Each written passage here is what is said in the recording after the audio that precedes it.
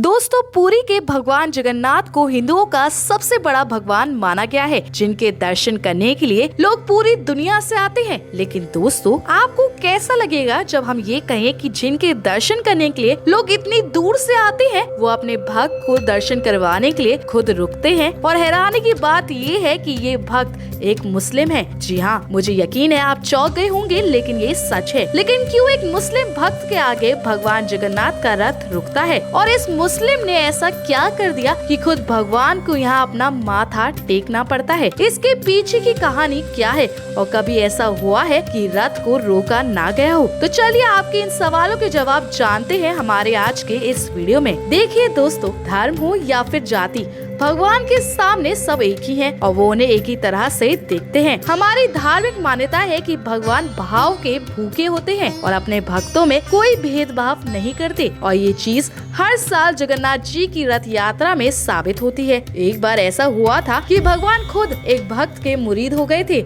और ये अपने आप में चमत्कार था। लेकिन इस सब से पहले आपके लिए जानना जरूरी है कि भगवान जगन्नाथ कौन है और ये रथ यात्रा क्यों निकाली जाती है। उड़ीसा के पुरी में हर साल भगवान जगन्नाथ की यात्रा धूमधाम से निकाली जाती है। इस यात्रा का भक्तगण बेसब्री से इंतजार करते हैं और हर साल पुरी में लाखों की तादाद में यात्रा में सम्मिलित होने के लिए पधारते हैं। इस साल भगवान जगन्नाथ की 146 रथ यात्रा निकाली गई थी। इस रथ यात्रा की खास बात है कि पूरे साल के दौरान भगवान की पूजा मंदिर के गर्भगृह में होती है, लेकिन आषाढ़ माह के दौरान भगवान को रथ यात्रा के द्वारा गुंडीचा मंदिर लाया जाता है। भगवान की अलौकिक यात्रा का साक्षी बनने के लिए देश विदेश से भी श्रद्धालु यहाँ आते हैं। दोस्तों, अगर बात करें जगन्नाथ मंदिर की रथ यात्रा का क्या महत्व है, तो आपको बता दें, हिंदू धर्म में ये मान्यता है कि गुंडीचा मंदिर भगवान विष्णु की मौसी का घर है। वे हर साल रथ पर सवार होकर आषाढ़ महीने में अपनी मौसी के घर जाते हैं।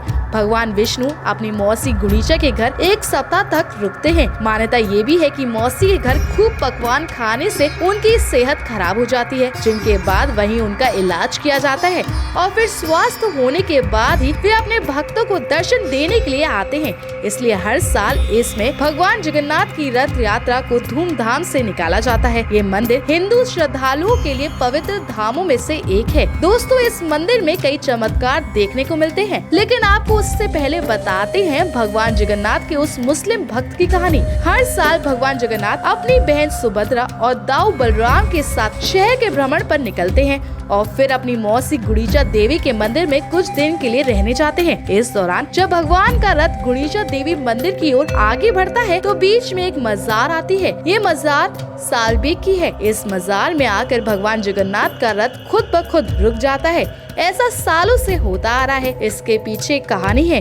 कहानी ये है कि भारत में जब मुगलों का राज हुआ करता था, तब उनकी सेना में सालबेग नाम का एक वीर था। सालबेग के पिता मुस्लिम और माँ हिंदू थी।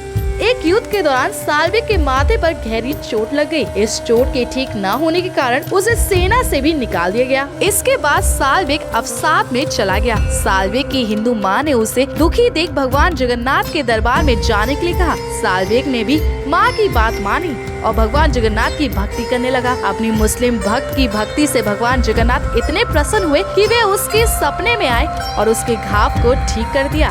सालबेग जब सुबह उठा और उसने अपनी चोट को सही पाया, तो वे भगवान के गुणगान गाता हुआ जगन्नाथ मंदिर पहुंच गया। मगर मुस्लिम होने के कारण उससे पंडित ने अंदर आने नहीं दिया। तब सालबेग ने कहा कि अगर वे जगन्नाथ जी का सच्चा भक्त है, तो वे उसे दर्शन देने खुद उसके पास आएंगे। सालबेग जब तक जीवित था, वे भगवान की भक्ति करता रहा, मगर उसे ईश्वर के दर्शन नहीं हो पाए। लेकिन जिस वर्ष उसकी मृत्यु हुई, उसी वक्त जगन्नाथ जी की यात्रा के दौरान भगवान का रथ अपने आप ही सालबेग की मजार पर जाकर रुक गया। लोगों ने बहुत कोशिश की, मगर भगवान का रथ 1 इंच भी नहीं हिला। तब किसी ने भगवान के परम भक्त सालबेग के बारे में बताया। तब वहाँ मौजूद सभी लोगों ने सालबेग का नाम का जयकारा लगाया और तब जाकर भगवान का रथ आगे बढ़ा। तब से हर वर्ष ऐसा ही होता है। दोस्तों, आप क्या कहना चाहेंगे भगवान जगन्नाथ के भक्त के बारे में? हमें कमेंट करके जरूर बताएं। अगर आपको आज की हमारी वीडियो अच्छी लगी हो, तो इसे लाइक और शेयर करना ना भूलें।